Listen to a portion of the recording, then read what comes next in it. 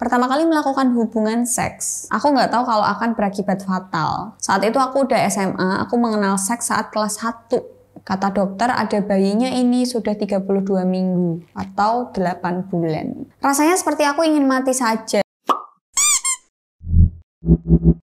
Hai semuanya, gimana kabar kalian teman-teman? Semoga baik-baik aja, semoga sehat selalu, semoga belum jadi open BO ya.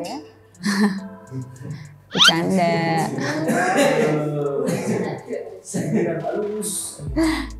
Guyon. Ya Hari ini kita akan bacain curhatan lagi. Jadi buat kalian yang mau curhat langsung aja di description box. Di situ ada email khusus dimana kalian bisa curhat. Aku minta tolong kalau kalian mau curhat jangan nge-spam. Langsung aja identitas, nama, alamat, nomor handphone, KTP kalau perlu, atau kartu pelajar kalau perlu, kartu mahasiswa ya kan. Dan ceritakan langsung pengalaman apa yang kalian milikin atau lagi ada masalah apa. Nggak usah pakai nanya, Mbak aku mau curhat, boleh nggak? Mbak aku pengen banget nih curhat, Mbak aku nggak tahu curhat lagi ke siapa nih, aku mau curhat. Nggak usah nanya-nanya kayak gitu, tapi langsung aja tulis curhatan kalian itu apa, masalah kalian apa yang mau kalian share sama teman-teman di sini yang lihat video ini gitu ya. Sedetail mungkin kalau bisa itu lebih baik dan tenang. Alamat emailnya pasti nggak akan keluar ya di konten ini. Alamat email, identitas kalian juga nggak akan bocor kecuali kalian menghendaki, Mbak tunjukin aja identitasku gitu. Tapi biasanya enggak sih, aku nggak pernah menunjukkan identitas kalian. Tapi terima kasih juga buat kalian yang udah curhat dan udah beberapa juga jadi konten. Jadi buat kalian kalau ngerasa nih, Mbak aku udah email tapi kalau nggak dijawab, tontonlah kontennya ya. Karena kalau balesin satu persatu tiap hari tuh ada email masuk tuh agak kemeng gitu ya. Tapi biasanya aku sih mikirnya ya, ketika ada orang curhat tentang kasus A gitu, pasti ada beberapa orang juga punya pengalaman yang sama. Jadi akan lebih efektif kalau tak sampainya di sini. Akan banyak orang yang dengar juga kalau ada loh cerita hidup kayak gini, ada loh masalah seperti ini, ada loh pengalaman orang seperti ini, yang kalian mungkin mikirnya nggak akan ada orang kena masalah hidup yang terlalu rumit gitu ya. Ternyata ada gitu. Jadi ini salah satunya, mungkin kita dengerin langsung. Jujur, pertama kali melakukan hubungan seks, aku nggak tahu kalau akan berakibat fatal. Saat itu aku udah SMA, aku mengenal seks saat kelas 1. Berarti kelas 10. Intinya saat itu aku pertama kali mengenal dicintai, diperhatikan, dan membuatku luluh.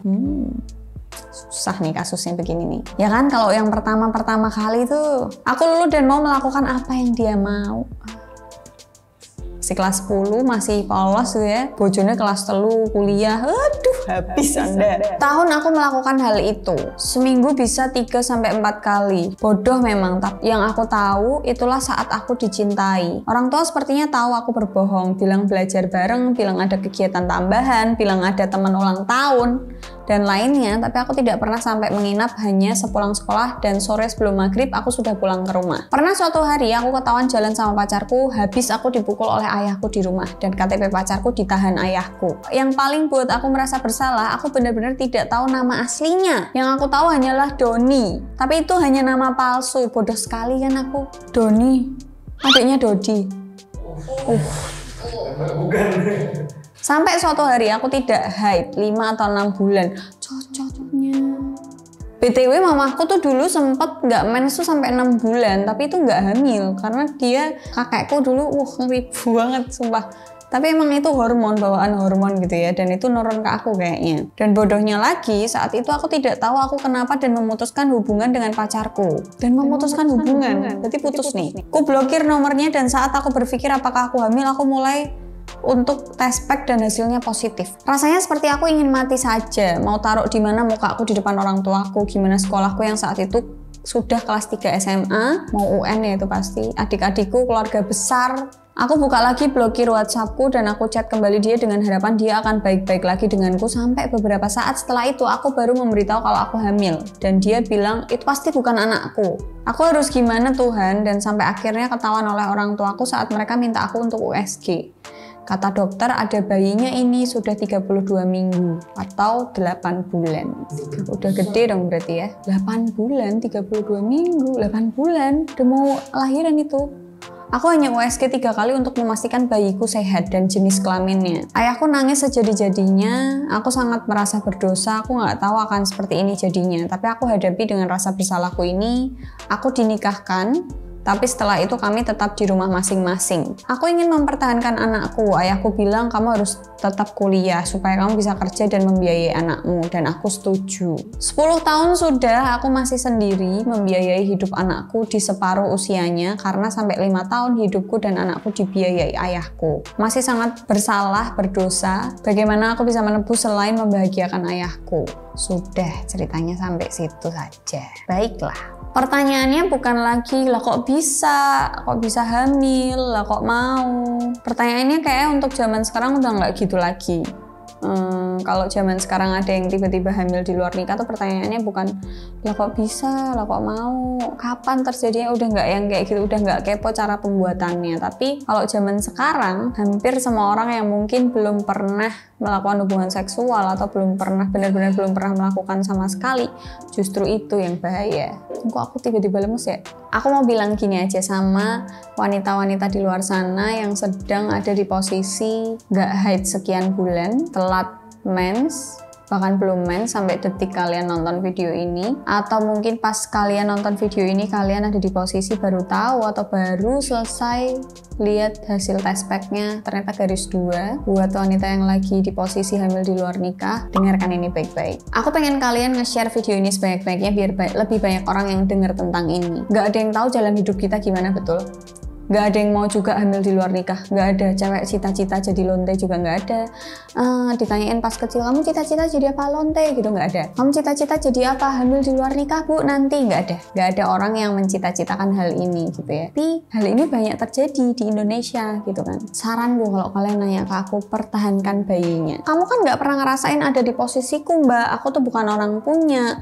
Gimana cara aku ngomong sama orang tuaku, gimana aku ngomong sama keluarga besarku, gimana keluarga besarku nanti keluargaku menghadapi keluarga besarnya, tetangga dan sebagainya. Saranku ketika sudah terlanjur itu adalah konsekuensi yang harus kalian tanggung. Bersalah, berdosa, sedih, kecewa, itu adalah urusan kalian, bukan bayinya. Kalau kalian sudah dikasih kepercayaan sama Tuhan untuk ada bayi di dalam rahim kalian, pertahankan bayinya. Sesusah-susahnya kondisi kalian, mau masalah ekonomi apapun itu pasti akan ada jalannya untuk si bayi, ngerti kan?